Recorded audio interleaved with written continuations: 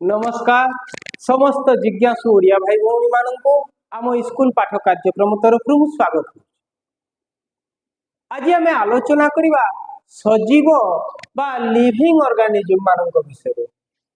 सजीव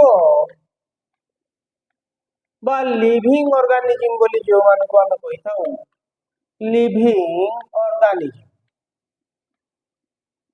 a living organism बा सजीव मानक संबंध रे आज आम आलोचना करिबा। तेबे आम प्रथम रु आलोचना कर सारिचे सजीव मानक आम केमिति चिन्हिबा, से माने केते गुडिये लक्षण प्रकाश करिथांती। कौन कौन लक्षण प्रकाश करिथांती? से माने खाद्य ग्रहण करिथांती, खाद्य ग्रहण बा जहा को आम न्यूट्रिशन बोली कहिता।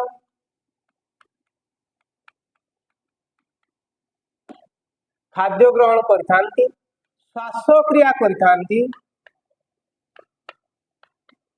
श्वासक्रिया बा जहा को आम रेस्पिरेशन बोली कहिता। रेस्पिरेशन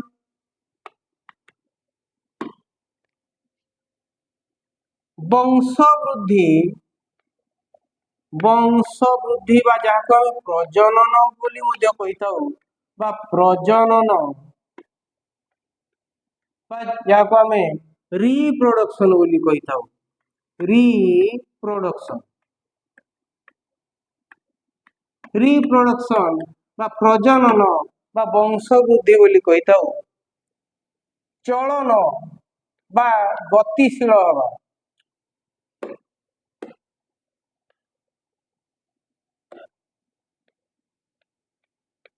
चलन बा मूवमेंट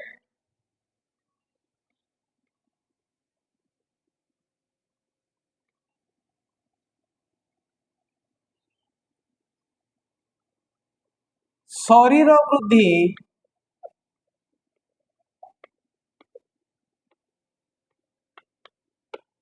शरीर वृद्धि बा जहा को आम ग्रोथ बोली कहिता।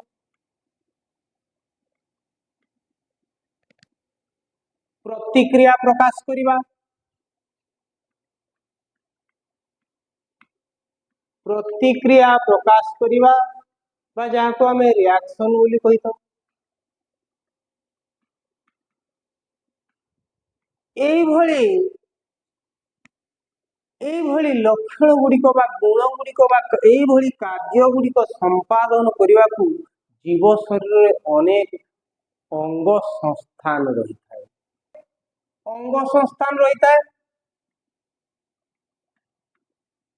अंग संस्थान बा जो गुड़िक आम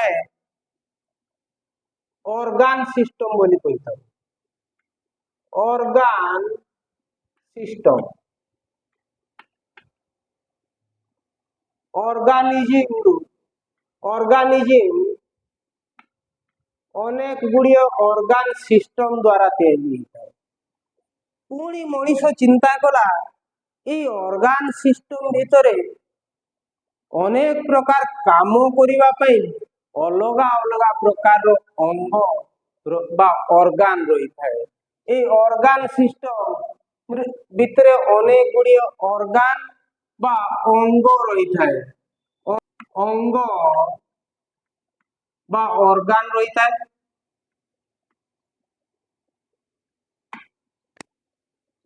पुणी मनीष चिंता कला विभिन्न काम करने को जो विभिन्न अंग रही सेगुड़िक तैयारी हेची केमति, सेगुड़िक कोउथिरे गठित हेची बा को सेथिरे कौन कौन सबू रही से देखिला।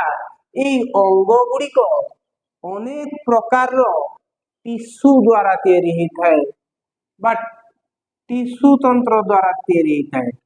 टिश्यू से गुड़ी को ना दियाला टिश्यू।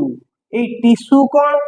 टिश्यू एक प्रकार रही पारे किबा अनेक प्रकार रही पारे। एक प्रकार किबा अनेक प्रकार केते गुड़िए मौलिक उपादान द्वारा तैयारी होता है जो गुड़ी को आम कोष बोली कही था। टिश्यू गुड़िक आम কোষ বা সেল পাইথাও। কোষ বা সেল বলি আমি তাକୁ କହୁ। এই সেল বিভিন্ন কাମ କରିବା ପାଇଁ ବା ବିଭିନ୍ନ କାର୍ଯ୍ୟ ଅନୁସାରେ ସେଗୁଡ଼ିକ ବିଭିନ୍ନ ଆକୃତିର ଏବଂ ବିଭିନ୍ନ ପ୍ରକାରର ହେଇପାରେ। ସେଗୁଡ଼ିକୁ ଆମେ କୋଷ ବା ସେଲ୍ ବୋଲି କହିଥାଉ।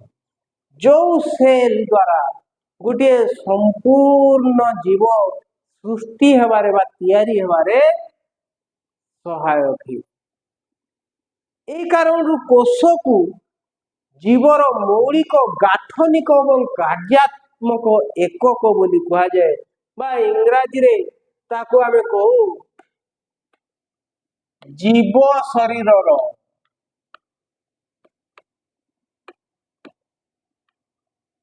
ଗାଠନିକ ଓ କାର୍ଯ୍ୟାତ୍ମକ ଏକକ। କାର୍ଯ୍ୟାତ୍ମକ ଏକକ বা স্ট্রাকচারাল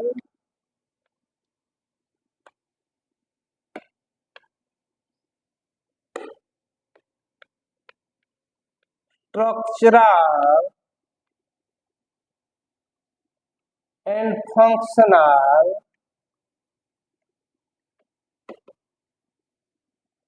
unit of life বলি কোষକୁ ଜୀବ ଶରୀର ଗାଠନିକ ଏବଂ କାର୍ଯ୍ୟାତ୍ମକ ଏକକ ବୋଲି କୁହାଯାଏ। କାରଣ যে পর্যন্ত কোষ জীবিত থাকে এই গাঠনিক এবং কার্যাত্মক একক কোণ একক কোণ প্রথমে বুঝিবা। মনে কর আমি গোটে ঘর তৈরি করিবা, তেবে ঘরটিকে কেমিতি তৈরি করিবা? ସବୁଠୁ প্রথম আমি চিন্তা করিবা ইটা বিষয়ে। ইটা গুড়িକୁ আমি সজেই রখি বা তাকে যোড়ি আমি সম্পূর্ণ ঘরটিଏ তৈরি করি পারু। তেবে ঘরটি তৈরি হওয়া পাই মূল একক হଉଛି ইটা বা ইটা গুড়িକୁ যোড়ি যেমিতি আমি ঘরটিଏ তৈরি করু, ঠিক সেমিতি প্রত্যেক জীব এই কোষ গুড়িক যোড়ি হেই তৈরি ହେଇଥାନ୍ତି বা এই কোষ গুড়িক যোড়ি হেই বিভিন্ন প্রকার টিস্যু এবং টিস্যু গুড়িক বিভিন্ন অর্গান এবং অর্গান গুড়িক মিশি অর্গান সিস্টম এবং অর্গান সিস্টম গুড়িক সামূহিক ভাবে অর্গানিজম বা জীবরে পরিণত ହୋଇଥାଏ।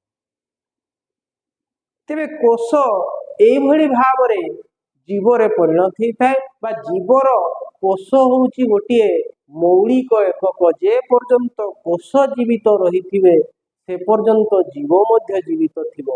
ଜୀବ ଯଦି ଜୀବିତ ନ ରହେ କୋଷ ଗୁଡ଼ିକ ମଧ୍ୟ ଜୀବିତ ରହିବେ ନାହିଁ ଏବଂ କୋଷ ଗୁଡ଼ିକ ଯଦି ଜୀବିତ ରହିବେ ନାହିଁ ତେବେ ଜୀବର ମଧ୍ୟ ଜୀବିତ ରହିବା ସମ୍ଭାବନା କମ।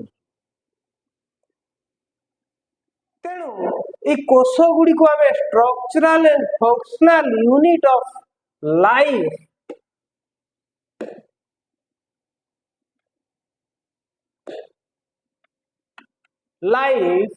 বা জীব শরীর গাঠনিক কার্যাত্মক একক বলি তেবে মଣିষ যেতবে কোষ বিষয়ে জানিলা কেমিতি জানিলা কিଏ କେଉଁଠାରେ କେତେବେଳେ ଆଉ କେମିତି এই কোষ ମାନଙ୍କ ବିଷୟରେ ସମଗ୍ର ମାନବ ସମାଜକୁ ଜଣେଇ ଦେଲେ ବା এই ଜ୍ଞାନ ଦେଲେ, କୋଷ ମାନଙ୍କ ବିଷୟରେ ସବିଶେଷ ତଥ୍ୟ ଦେଲେ, ବିଶେଷ ଜ୍ଞାନ ଦେଲେ, ସେ ବିଷୟରେ ଆଗକୁ ଆଲୋଚନା କରିବା। ତେବେ ଆଜି ଏତିକି। ଧନ୍ୟବାଦ। ଜୟ ହିନ୍ଦ। ପୁଣି ଦେଖା।